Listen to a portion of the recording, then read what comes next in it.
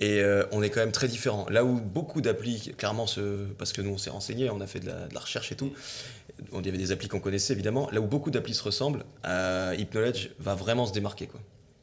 Pas juste par le concept, mais aussi par le design et l'expérience utilisateur. Ouais, même les méthodes d'exercice, etc. Ouais, Il y a- ouais. Yes, moi je suis Loïc. Ouais, vas-y, Non, je commence, c'est moi qui je t'en commence. prie. C'est mort. Loïc, du coup, je suis graphiste web designer, enfin c'est ce qu'on disait avant, là on dit plutôt UI UX maintenant. Voilà. Et donc j'ai accompagné Hypnoledge, enfin j'ai accompagné Nico sur le projet Hypnoledge parce qu'à la base c'est lui qui m'a fait rentrer dans la boucle, c'est grâce à lui que je lui dois d'être dans l'expérience. De rien.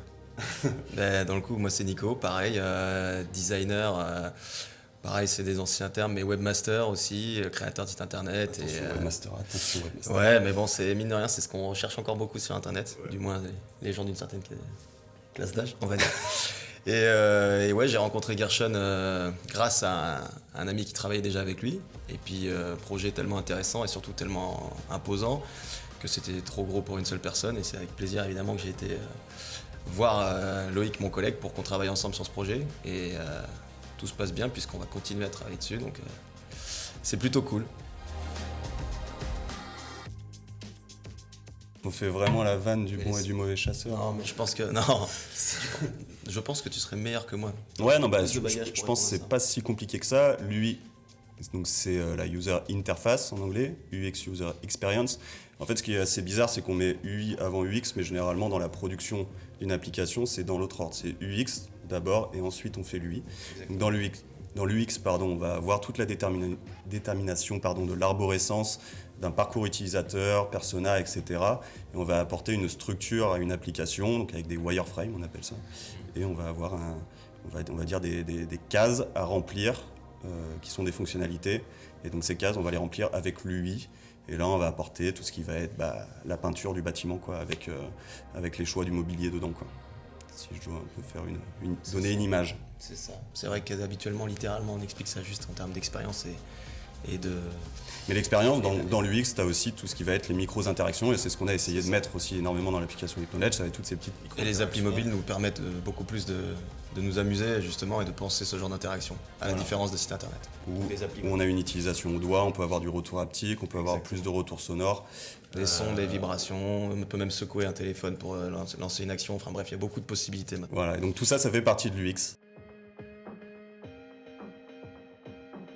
Ouais, bah ça, vas-y, Nico, je te laisse. En fait, alors, au départ, j'ai envie de dire qu'il faisait pas peur. Enfin, il faisait pas peur. Donc, comme j'ai dit, c'était un gros projet. Donc, déjà, tout seul, ingérable. En revanche, moi, ce qui m'a surtout... la vraie problématique dans le projet, dans la durée du projet, c'était que ça a beaucoup évolué. Donc, en fait, au départ, j'ai envie de dire, on fait pas une tête particulière, ça nous fait pas forcément peur. Et plus, en fait, on ajoute des petites sections, des modules dans l'application Hypnoledge, au fur et à mesure du projet, plus là, on commençait à s'inquiéter, clairement. Parce qu'il fallait presque carrément revoir, je vais pas dire la charte graphique, mais repenser énormément de choses. Autant aussi bien en termes d'UI que du X. Il y a clairement un univers qui est venu se rajouter au brief initial, qui était justement la création d'une application sur un fonctionnement existant web. Donc juste transformer un fonctionnement web en application sur l'apprentissage de la langue. Sauf qu'au milieu, assez vite finalement dans la production de l'application, est venue s'incruster la partie human, développement personnel, qui est venue chambouler pas mal de choses sur les designs. Qui est venu clairement au milieu du projet. Merci. Vu que le cahier des charges, il comportait énormément de métriques à mettre en avant, de data pour l'utilisateur. Au début, ça faisait très chargé, quoi. Et c'est vrai qu'on va pas se mentir, au début, on a pris la mauvaise route sur le côté data, où il y en avait beaucoup trop. Et justement, d'où l'intérêt de toute cette partie UX avant, où on est venu rationaliser et mettre en avant uniquement ce dont l'utilisateur. Ça fait partie aussi du cœur du projet, c'est-à-dire qu'ils travaillent beaucoup, là, j'imagine, leurs algorithmes par rapport à toutes les données qu'ils vont récupérer de leurs utilisateurs. Et donc, c'était capital pour eux, justement, d'afficher un maximum de données. Mais nous, avec notre vision, on va dire, de designer, et l'habitude qu'on a d'utiliser des applications, comme beaucoup, mais nous, c'est vrai qu'on y fait peut-être un petit peu plus attention, on regarde ça d'un œil différent, tout de suite, c'était l'alerte qu'on a lancée, c'est il y a trop de données, quoi. Vraiment, on s'y perd. Donc, et on perd le côté justement gaming, juste une application simple, quotidienne, etc. arbitrer les fonctionnalités, je sais pas, mais Je pense qu'on a plutôt démontré ouais. que c'était impossible de tout mettre.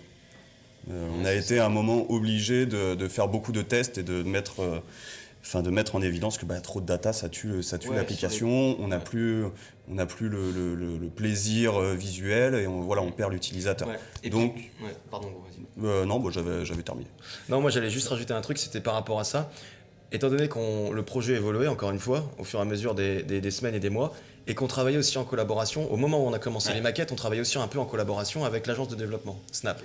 Ce qui fait qu'en fait, étant donné qu'on échangeait beaucoup avec eux, on leur envoyait, ils avaient accès aux maquettes de façon à eux, avec leur œil de développeur mobile, une compétence que nous on n'a pas, ils nous faisaient aussi des retours en disant attention, ça peut être compliqué, ou attention, ça va s'avérer pas forcément très intuitif. Ou voilà. Alors ils pouvaient nous faire des commentaires à nous, comme ils pouvaient faire des commentaires en effet à Gershon, à Flo, enfin à toute l'équipe Hypknowledge, quoi. Donc c'est pour ça que ça c'était vraiment, je pense, un point positif du projet, c'est qu'on avait des briefs hebdomadaires, ou du moins très fréquents, avec Hypknowledge, mais aussi avec l'agence de développement qui, dans le futur, allait commencer à développer tout ce qu'on disait. Mais c'est une question qui s'est posée à un moment, c'était de savoir si on faisait pas deux applications complètement scindées, en fait.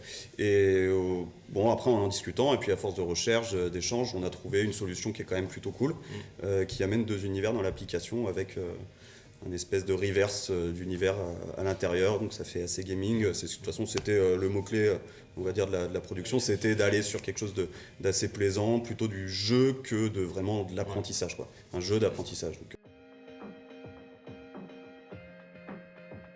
C'est un peu délicat, ça serait compliqué de répondre précisément parce qu'il aurait fallu qu'on comptabilise. On peut donner un nombre de mois à peu près, mais par contre en heures, étant donné qu'on n'a pas passé, on a toujours différents projets en cours, et on n'a pas passé 35 heures, j'ai envie de dire, ou 40 heures par semaine pendant 6 mois. Donc, et puis parfois c'était Loïc, en fonction de nos disponibilités, comme on avait des missions propres à chacun, Loïc il passait plus de temps une semaine et moi plus une autre. Donc c'est un peu délicat, mais ce qui est sûr, c'est qu'on a commencé, je crois, courant septembre-octobre, je crois. Ouais. C'est pile un an. En fait, le fichier de l'application, il a pile un an. Oui, c'est vrai, il est du mois de septembre, le fichier. On il l'a a daté. 1 an et 1 semaine. Mais les maquettes, on les a livrées, je sais pas, en juin, non? C'était complètement, tout était livré, il me semble. Le début. Tous les livrables étaient... Oui. Après, il y avait des petits ajustements. Ouais, ça oui, mais ça, je les compte pas. C'était ça, juin. C'est ça, ouais. Donc, on peut compter quasiment 8 mois, quoi. Ouais, 8 mois de design, on va dire. 8 mois de design. Que sur l'app. On s'est inspiré de... Alors, c'est pour l'appli dans l'appli, comme on dit. On aime bien appeler la partie human, la partie dédiée au développement personnel comme ça. C'était en plus un souhait de la part de Hypknowledge et de Gershon en particulier d'avoir quelque chose de très... il nous citait toujours des mots-clés genre moléculaire, neurologique, des trucs comme ça, représenter des espèces de liaisons. Ouais. Donc de rappeler un peu le fonctionnement du cerveau, tout ça, forcément lié à l'hypnose. Donc sur la partie human, c'est vrai qu'on a illustré les différents parcours qui sont composés de différentes capsules d'écoute par thématique. Et on a illustré ces parcours en fait via ce qu'on appelait nous des constellations en fait. Et sur ces constellations en fait, c'est parce que je suis pourtant pas le plus grand gamer, mais on s'est fortement un petit peu gamer, un peu inspiré d'un jeu vidéo. Je sais pas si je peux le citer, mais je le citerai quand même. Assassin's Creed. Donc Assassin's Creed Valhalla qui était je crois le dernier d'ailleurs en date, en tout cas à l'époque où on a commencé à travailler dessus, qui justement représente un peu les espèces de points de parcours dans le jeu via des constellations en rapport avec culture viking, bref. Et évidemment, on est dans un univers graphique, enfin une charte du moins complètement différente, parce que dans ce jeu-là, on est vachement plus sombre et tout. Mais on a associé en fait cet élément de constellation à une partie du design system et de l'UX qu'on avait déjà créé, comme la fameuse roulette, pour sélectionner les parcours ou les langues qu'on avait déjà créées. Et on a mixé les deux de façon à avoir vraiment une espèce de méthode, enfin une navigation hyper fluide et il y a en fait c'est cohérent, il y a le côté gaming, il y a le côté et puis à la fin on n'est même plus dans une constellation, on est plus dans un espèce de schéma neuronal. C'est ça. Et il y a un peu cette image de rentrer dans les parcours quand tu fais une animation de swap, tu vas plus ou moins rentrer, enfin tu auras un effet de parallaxe sur l'axe Z là qui est sympa quoi. Et on est quand même très différents. Là où beaucoup d'applis, clairement, parce que nous on s'est renseigné, on a fait de la recherche et tout, il y avait des applis qu'on connaissait évidemment, là où beaucoup d'applis se ressemblent, Hypknowledge va vraiment se démarquer quoi. Pas juste par le concept, mais aussi par le design et l'expérience utilisateur. Ouais, même les méthodes d'exercice, etc. Ouais.